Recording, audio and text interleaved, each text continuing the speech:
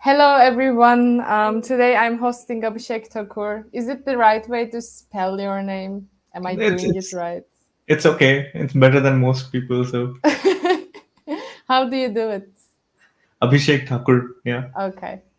Who is the world's first ever quadruple grandmaster in Kaggle, which is very impressive. And he also happens to be one of my favorite people working in Hugging Face as machine learning engineer.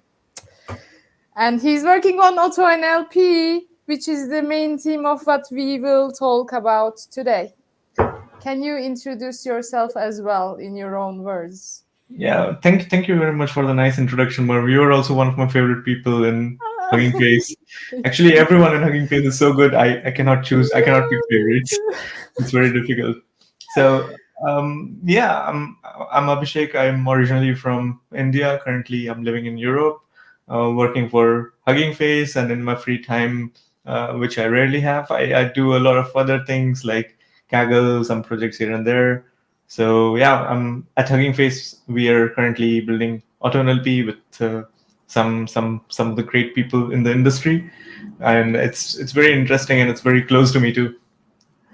So, I've been hearing a lot from other people on the capabilities of AutoML and which varies from one platform to another, and also people see this as a magical solution. And I would like to. That's the reason why I want to talk about AutoNLP because I want to see what AutoNLP is actually capable of in the state of art. By the way, I'm also working in Hugging Face, but we don't really work in the same team, so that would help me grasp more. Can you talk about a little what AutoNLP is and um, what can AutoNLP do and what can't AutoNLP do, maybe? Yeah, I mean, there's AutoNLP is it's an AutoML solution first of all.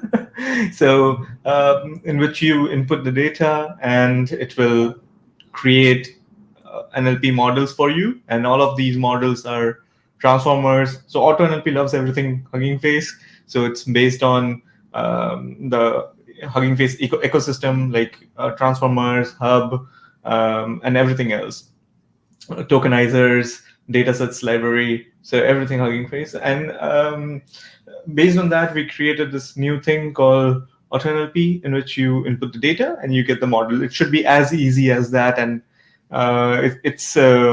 it's like magic because most of the time, like I think data scientists face problems when you have to find the correct model or the best model from a sea of or ocean of 10,000 models. So a couple of days ago, or it was yesterday, I was looking at a tweet from Omar, and he mentioned 17,000 public models in a Hugging Face hub. So That's I very was like, okay, impressive. 17,000 models. That's a lot of models, right? And if you have to if you have to build something like for question answering, let's say, if you want to build a model for question answering, you have the data, but you don't know which model to apply or where to start from.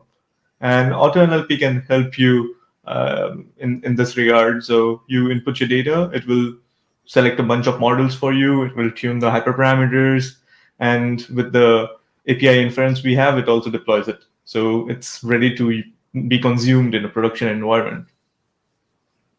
So, when you mean like, is it going to fine tune by itself? Is that what you mean?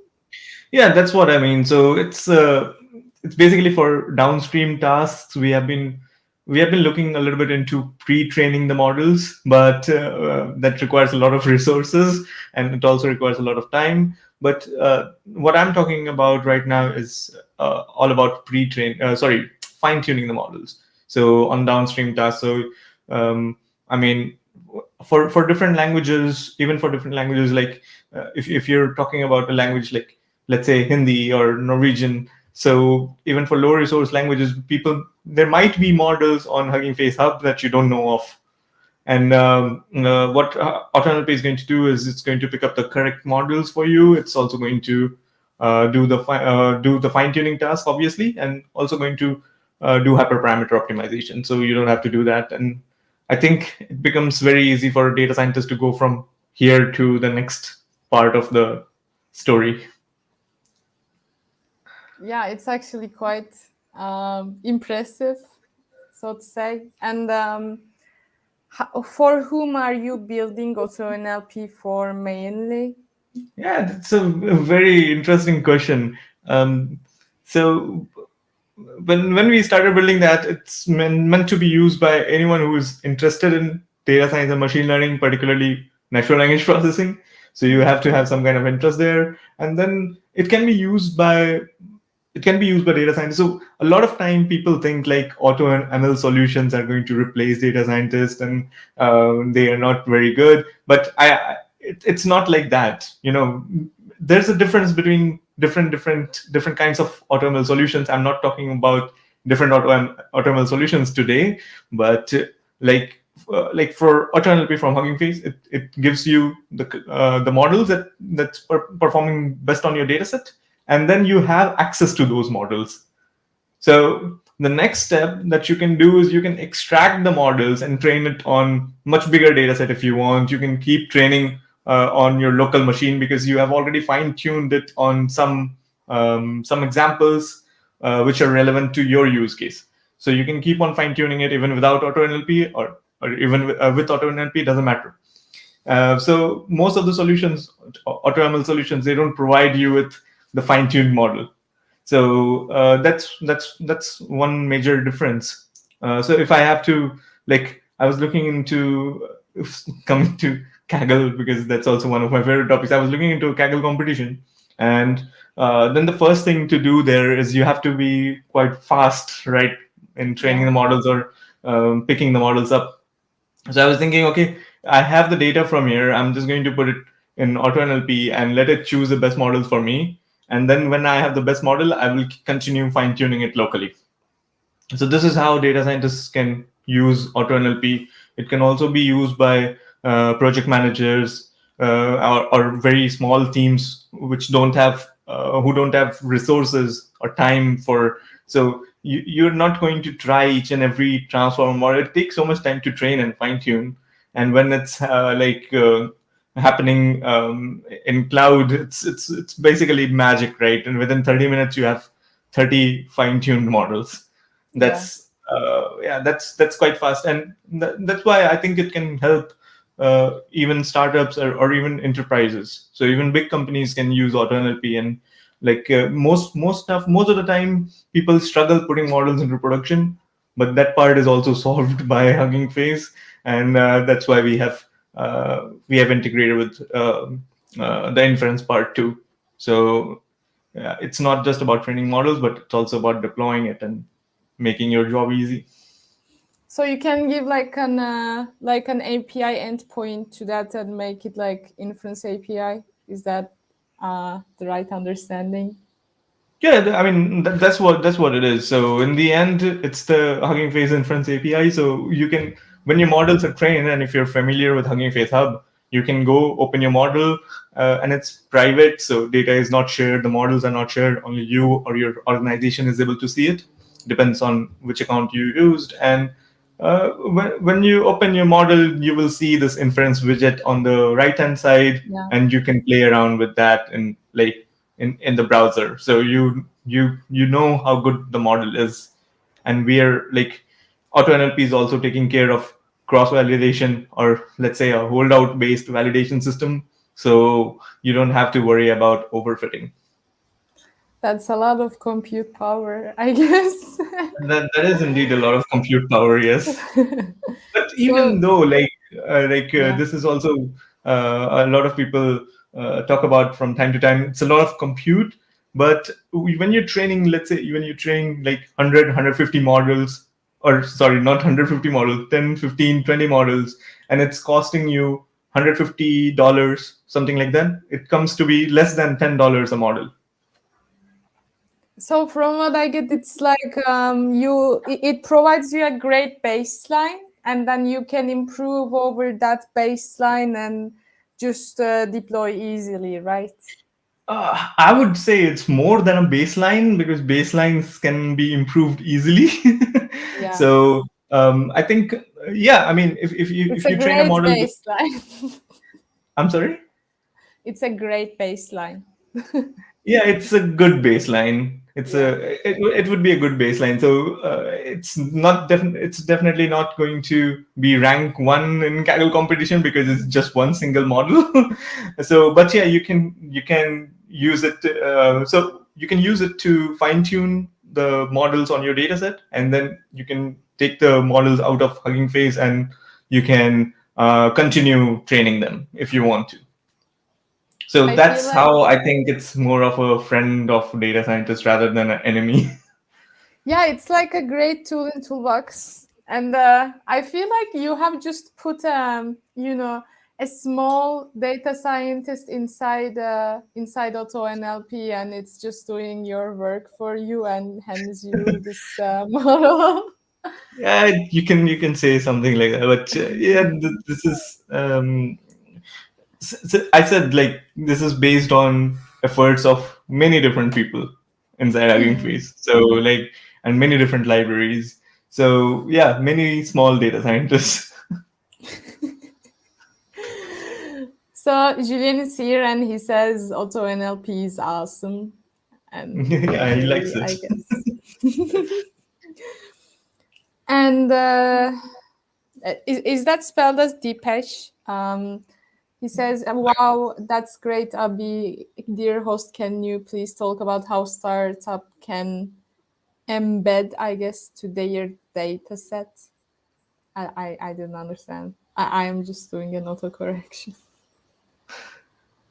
Maybe the page can elaborate on the question. Yeah, I guess. So it's a great thing, by the way. Is that's a closed solution, right? It is indeed a closed solution, but yeah, that's the thing about open source. Some things need to be closed from time to time to Yeah, I yeah. guess. And I think the only part which is closed in AutoNLP is the hyperparameter tuning part, I would say, and the model selection, because these two are like the most important secret sauce, I would say. And other than that, you have the model, so you know which models were trained, which models were fine tuned, and so you have access to them. That's very cool.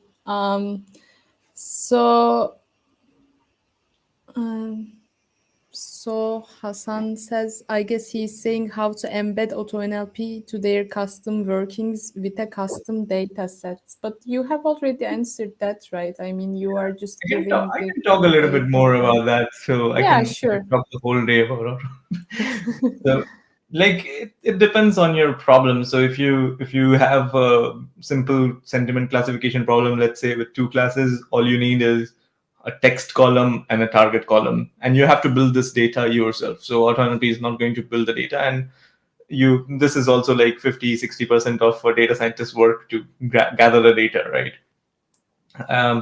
And so this was the classification thing, and similarly for multi-class classification, and then you have question and answering. So the formats that we keep are pretty simple and pretty standard.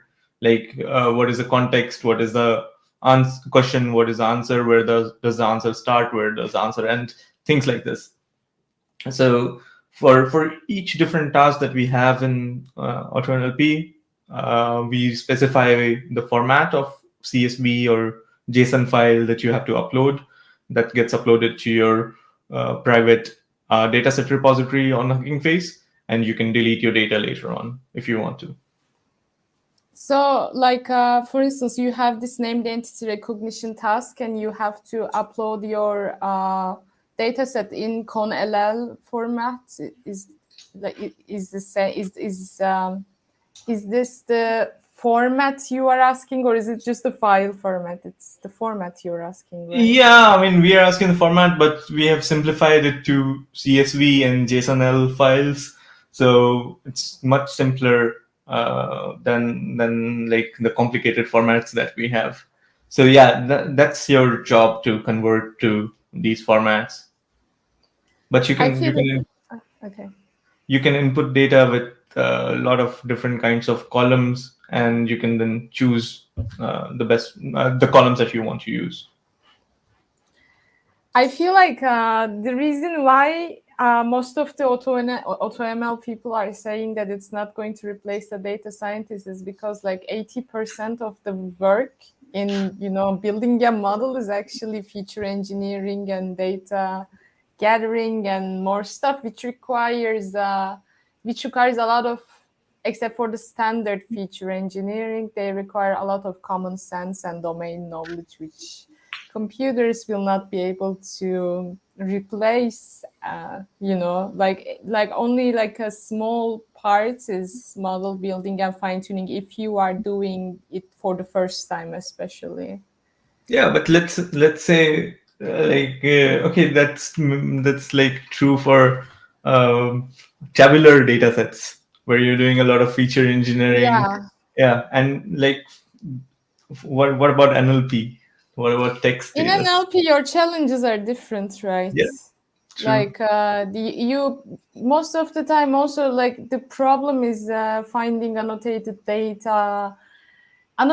the data using various tools, and that's also a feature engineering problem in my opinion, That is true. I guess. And So like, yeah. yeah, you do need to, but like these things are auto NLP has so much to offer. So I've been talking about like from a data science perspective, you can input the data. You should have a lot of data, but you can also have data from different sources. Like if you want to build a email classification system for your small company, so you don't need a lot of data for that. 100 200 samples and you're done. You can build a solution like that which is uh, working in less than 30 minutes. So Yeah, especially when you have like the good thing about transfer learning is that you don't really need that much data anymore yeah, like you would do true. with tabular data.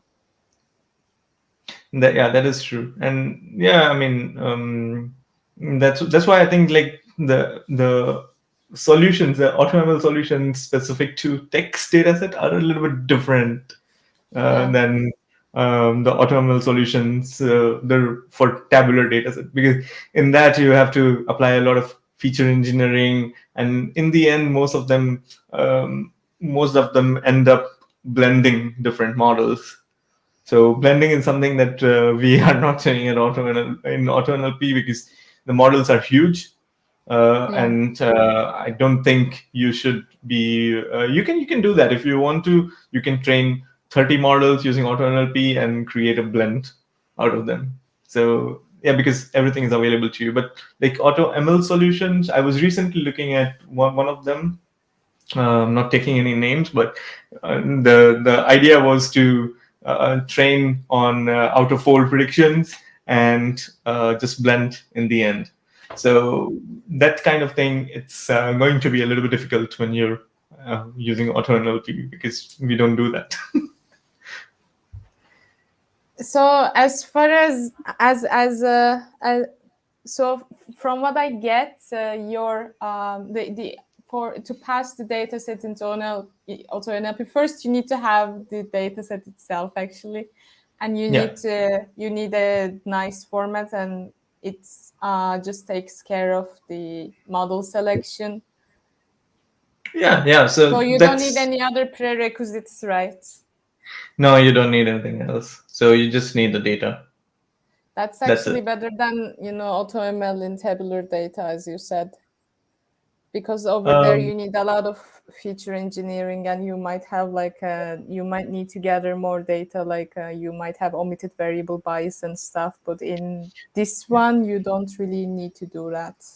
No, in this one you don't really need to do that. It's going to take care of everything else, like trying to find what is the best possible max length parameter to use, which learning rate to use, things like that. So yeah, I mean there are indeed some auto ML solutions for tabular data sets in which you don't have to do feature engineering, but yeah, in the end, as I mentioned, most of them end up building stacked models just to Yeah. improve on the last 0.005 accuracy. Yeah, exactly.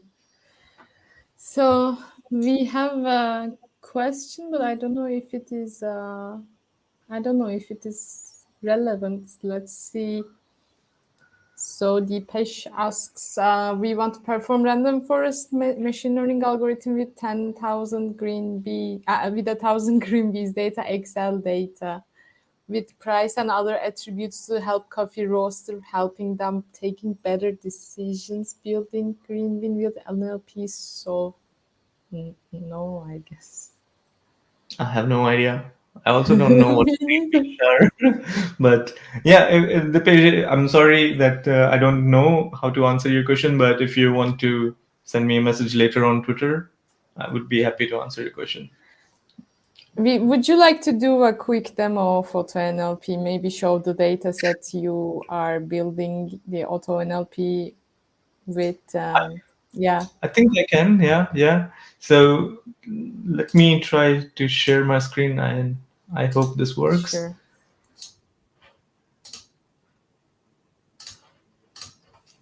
Okay. I hope my screen is visible. Yeah, it is. Okay, so when you go to huggingface.co/autonlp,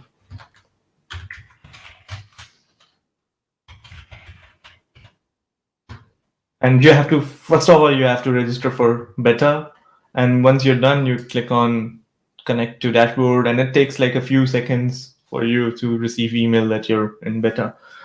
And then it's very simple. You click on new project, you give the project name. So like for example, everyone loves IMDb sentiment analysis for some reason. Let's say I give it It's some like name. the hello world of natural language processing, I guess. That's why they love it so much. Yeah, true. And then you choose what kind of task you want. So I don't think you can see the list drop down list, right? But like here we have Yeah. text classification, then you have multi-class classification, a token classification or named entity recognition, you have question and answering, and summarization and text scoring.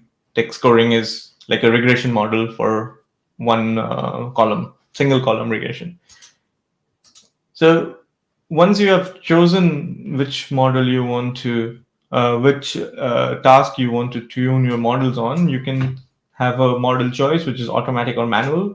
So like if I go for manual here, I can write bird based in case, let's say, and if I choose this model manually, then it's going to take this model and train 15 variations of it if I've chosen the standard method, or it's going to train 25 different models based on BERT based on case. So model is going to be the same, the hyperparameter and everything else, the training strategy, things like this might be different.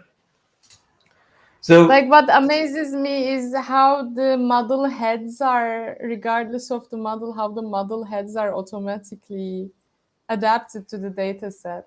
And true, like true. how you can just do it seamlessly. That's quite impressive. You don't really need to think about that. Or manual is That's like amazing. manual is like okay, it might be a little bit more advanced because here you have to choose the models that you want to fine tune. If you Yeah, don't I want to know. do that, you can just choose automatic and then choose the language instead. So you can choose any language you want. Which will Not probably any, but there's a brute lot of force languages. tons of models.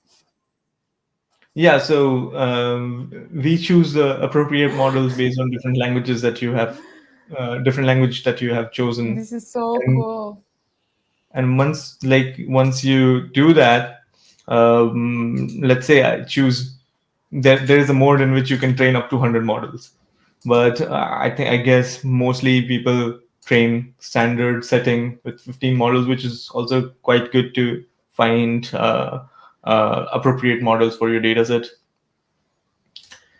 And then yeah, you create the project. And once you create the project, so I chose binary classification, it gives you an example So example, it gives you example for each different kind of tasks that we have, and you know that how to format the data, and then you can just drag and drop your files here. I have a sample file, and that's also IMDb, so that I have dragged and dropped. So here you see, like, you also have split type. So now, if I'm a bit more advanced, I can split my data into training and validation and upload both of them. And here I can say, okay, this data set is training, but if I'm super lazy, I don't want to do the splitting, I will just choose auto split, and it's going to split the data on its own. And then you can choose, like, my text column is review and my target column is sentiment. And once you have done that, you can just add it to dataset, and it's going to upload the files, and then it will train the model for you. But like in the meantime, I can, okay, it's done. So it's quite fast. So now you can start training the models. So you click on go to trainings, and it's going to show you an estimate. So it's usually on the lower end. And as I said, like, I had 15 models, and it's like $120. So it's less than $10 per model. And I can just click on start model training. If I'm happy with the budget, I say okay and click on confirm. And then it's just going to start training. And in the meantime, I can show you. So it's going to process the data and start to train. But like, if you're familiar with Hugging Face Hub, so what you can do is, let's see Roberta Large, and I'm looking at this model, and now here is the train button, and you can just click on Auto NLP, and it gives you option to select task. So like, if I want to train for token classification, and here it This is is has so already cool. chosen. Yeah, it's really nice the way they made the front end. It's really very nice. I'm really Very happy. convenient UX. Yeah, it is indeed. And now, since see, like, it has started training like these 15 models. Do you do experiment tracking as well? We do have metrics. So, like, for each and every task, like for the classification task, we have the classification metrics. For token classification, we use metrics for token classification. And in the end, just to like keep it really very simple, I think I can show you like this one. Okay, this okay. So like, you have this star, and that's like your best model. So when you click on it, you can see all the different metrics. And this was also, I think, IMDb dataset. I'm always playing around with that. But Are here, if you these cross-validation results or just simple splits? these are holdout based Oh, validation. okay.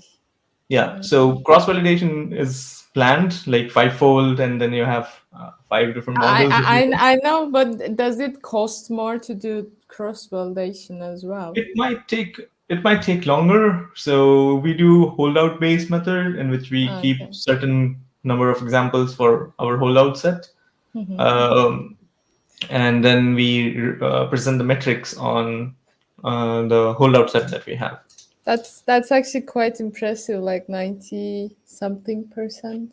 Yeah, the accuracy is quite high. Yeah, it's Yeah. it's. I think it's the small version of IMDb that I created for this testing purposes. But you can see, like, you can get 93% accuracy on IMDb in 18 minutes, and That's cool. you can then go and click on that model, click on view on Model Hub, and it's going to you have all the metrics here, and you can also just play around with the model. It's the first for the first time it takes a while to load the model. Yeah, I know. But People yeah, loved it, by the way. They it is say indeed it's quite so easy. easy to use, and that's great. And yeah, these are the feedbacks we just got.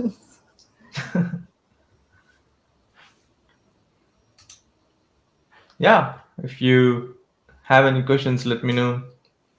Yeah, if you have any questions, you can just write them as comments, and I'm going to ask Abhishek. That's cool. It shows the probabilities and logics of the labels, and Yeah, that's yeah, it that's is. very cool. Like it's also tagged. It has also tagged your data set that it processed. So if I click on that, I get all the models. So I have a lot of models in my account. So I'm not going to show everything, but like you have access to all the files, so you can just use the model anywhere you want. I'm very impressed. And it I'm was so actually impressed. it was just the BERT model that was trained, but yeah. So that's Auto NLP for you. Thank you so much for this neat demo. Are you going to keep doing demos? You can do it, don't get me wrong. I would love it. I can watch this all day. I'm always playing around with the front end, but I guess that's good enough to understand how it's working. So the thing is, it's very simple. So it just takes you a few clicks, and you can train BERT or any transformer-based models. That's very cool. So we have like only one question, and this is a personal question rather than Hugging Face related. It's about your thoughts on GitHub Copilot. Is it good or bad? Yeah, I'm using it every day. I like it. If you want me to ask that, so yeah, it's actually giving quite good suggestions. I don't make it write all the code, but just suggest few lines or something in one line, and it works quite good. That's I my don't have any views. access to it, so I will not be able to comment because I I didn't apply anyway. But yeah, I will not be able to comment if you're asking me as well. Just saying.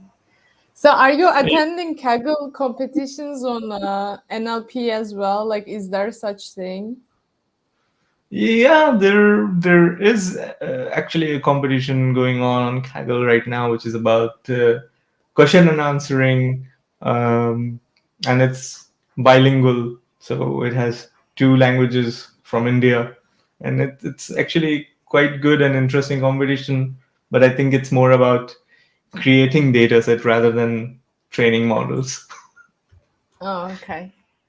Yeah. How like do you use like AutoNLP? I saw you created this package called Tez, which looked fancy, but I don't really know what it does. I'm very sorry about that. Maybe you could explain to other people as well on what you are working on in your side projects and such. No, Vegas is not. It's not fancy at all. To be honest, it's just one class. It's like my own personal PyTorch trainer. So yeah, and I made it for my YouTube videos because I was doing the same thing, writing the training loop all the time in the videos. So I created a video to how you can create your own PyTorch trainer, and now I just use what I've created. And then I kept on adding more features to it. So whenever I need something, I just add to it. But to my surprise, a lot of people use it. So it has some downloads every day. So that's surprising, but yeah, it's good. But it's 100 lines of code or something like that. Still, it's like so cool to do something that is open source that people use a lot. Do you have like side projects and stuff that you do in your spare Um, time? it depends. So sometimes I'm working on some casual competitions. Sometimes if I find something nice. So like I was once reading a blog, and uh, the person uses collab, and you have VS code inside using collab resources. So I thought, why not make a package around this? So I made something called collab code. Using that, That's you very can, cool. and that's it's not it's like 50 lines of code. It was so simple and easy. I didn't even document it, and it has like 500 downloads a day. people are using it. And I'm like, I'm surprised. So yeah, people like it. It's very simple stuff that people like. So Thank you. So we don't have any other questions. Let me just give you give the audience a few links of your maybe your community. You can also post them. You can sure. of your community and maybe a few links of Auto NLP and your podcast, Abhishek Talks, as well. Yeah, yeah. It was nice to have you there. Yeah. I'm wearing the same shirt because it's my lucky shirt and it contains language models. Okay, So then that's why we don't have the internet down today. yeah, last time, that last time I just wasn't having the shirts on. That's why maybe we didn't have it. Not that it's any related to me not having my renewed my internet modem and the Ethernet cable and stuff. But yeah. They are asking you like personal questions. Like just look at the comment section and maybe answer if you'd like. I have not seen that movie. Okay. Yeah, I'm sorry. I have not seen that movie.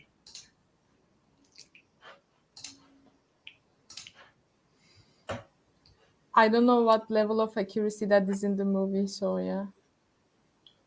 But movies containing I don't think we are there yet. Yeah. They are just too close to singularity, and we aren't. I guess I'm just a pessimist. Most people are optimistic on this, so maybe you could ask someone else, maybe Elon Musk, and you would probably get a different answer. True. Um, did you post the links, or should I do it? I would do it if you. I can do it afterwards, like in the comments. Oh, okay. So, like, I don't have any other questions. Thank you so much for coming and telling us what you are doing. It's very cool. I loved it. Yeah, I love it too. Okay. See ya. Thank you very much for inviting me, and see you. Thank you so much for coming. You are so kind. See ya.